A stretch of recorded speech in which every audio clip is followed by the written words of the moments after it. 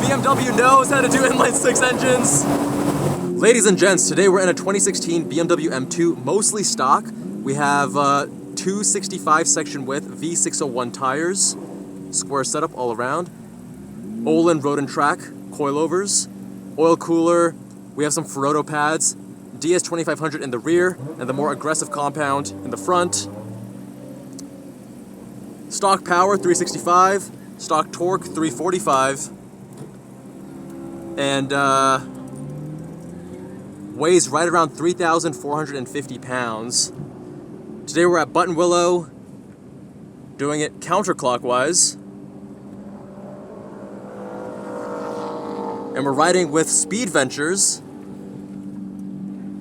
I've run with Speed Ventures many times recently, and if you guys want to check them out yourself, click the link in the description. You get $30 off on your first time running with Speed Ventures. And if you're a beginner, you can request me as your instructor when you go to your Speed Ventures event, because I might be there. You're still in comfort mode. And let's do Sport Plus then. Don't want to be in comfort mode, thank you. Sport Plus, we have partial traction, more aggressive throttle response. We're going to do this in manual mode as well. So when the D, that's auto, and like This is manual, right? Okay, solid. So, do you know how the suspension compares to stock? Is it a lot stiffer? It's, I would say stiffer. It feels more compliant.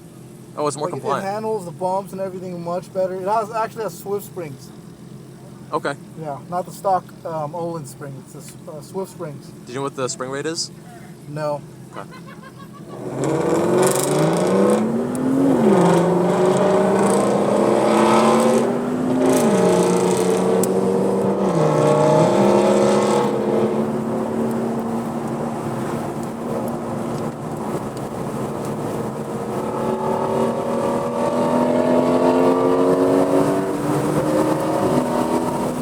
We got a 7-speed DCT, very aggressive shifts when you're pushing it hard. Like you get pushed back into your seat, which I love. No longer have DCTs in BMW M cars.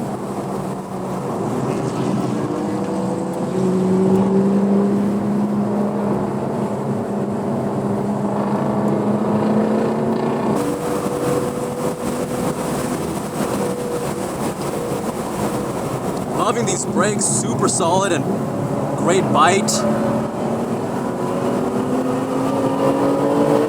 That N55 engine, turbocharged inline six. BMW knows how to do inline six engines.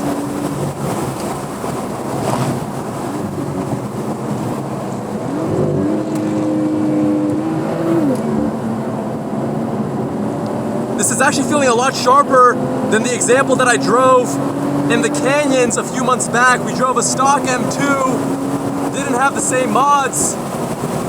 That one might have been manual if I recall correctly.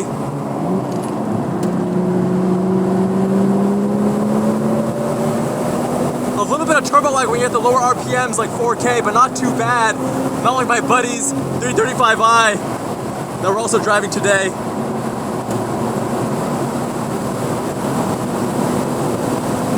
And I appreciate the weight difference, because now the modern M2 is like 3,800 pounds.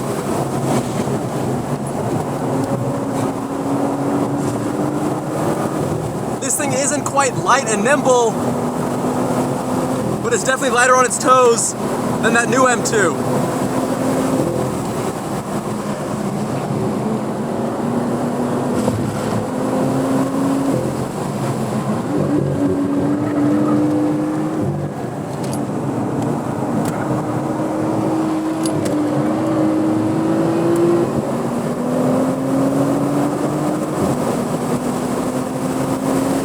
I'm able to transfer that weight without too much body motion.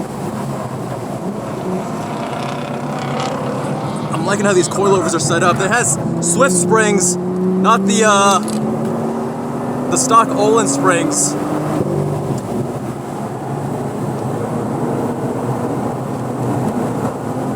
You feeling okay? Yeah.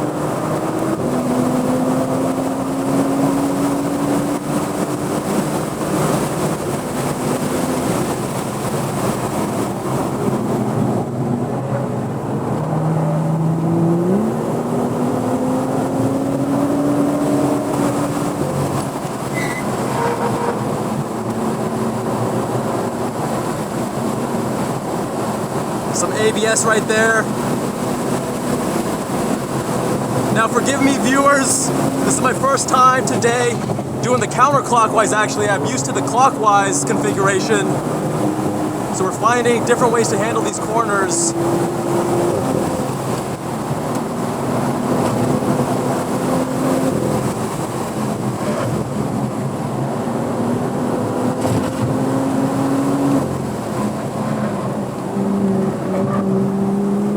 Little bit of rotation there.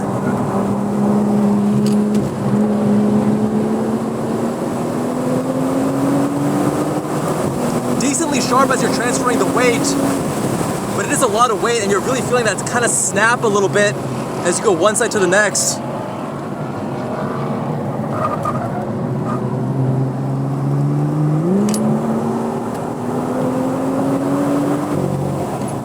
Thought I was down in a second, I guess not. Hit the paddle.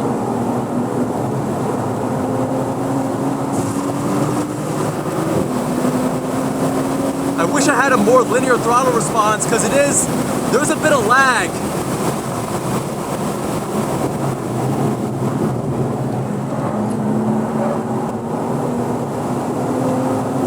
Traction is kind of cutting in, even in this mode. A little bit more intrusive than I would like, cutting power when I don't think it needs to.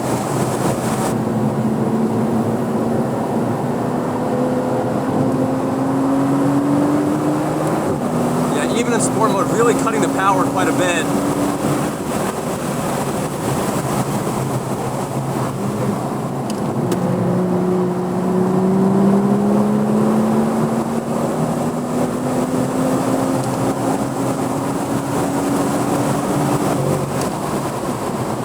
Great compliance with the suspension. You can see that big jump right there, single compression, lands nice and easy.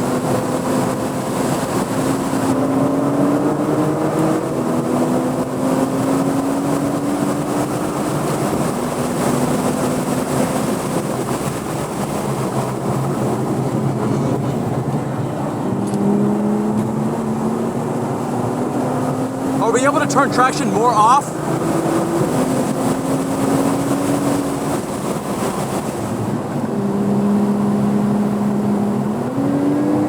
Work? Is it off? I think. Okay. Alright, so now traction's off. Let's see if it's still gonna be, it's actually fully off. I'm still seeing some traction on there. That's okay, we're gonna cool down. I'm actually impressed by this car. You know, on the canyons, I didn't like it as much, but here on track in this setup, in this configuration, it's a lot of fun. I mean, it does have a little bit more mass than I would like, but it's handling its weight well. So overall, I am enjoying this car more on track than I did on the canyons, and at least in this configuration. It's decently sharp. I mean, this is a dual duty kind of vehicle though. It could be sharper if it was purely for track. But considering the car's weight, the intended purpose, the functionality, I think Budith here, the owner of the car, did a great job setting this up. Is your intention to keep pushing this further, making it more and more of a track weapon, or still trying to balance that daily? And I'll probably balance it. yeah, I think this is a really good setup that you have right now. It's a lot of fun on track. It's very capable.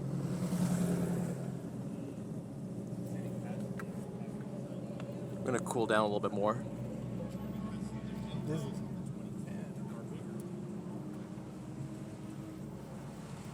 Now I know why people want or need bucket seats. Yeah, these seats.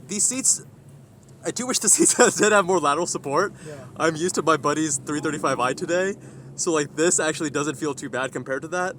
But I think bucket seats would help a lot, as long as you can find some that are comfortable for both track and for daily. I think for a beginner, because you're newer to track days, right? Yeah. I think this car is a great vehicle. I would say that because the throttle response isn't as immediate and linear, and you know with the turbo especially, that might make it a little bit, it can sometimes surprise you if you're getting too aggressive on the throttle, then you get that boost of power after. It has plenty of power for your purposes, I think more than enough. And as long as you're starting off with traction in a conservative mode, you're probably not going to get into too much trouble. But if you take traction completely off, and I don't think we did completely turn it off there, but if you take traction completely off, I think you can definitely get into bad situations with this car. Although these cars do, I think part of that is because these cars do love going sideways. Yeah. Very, very tail happy. Big thanks to Boondith, the owner of this vehicle, for letting me review it on track.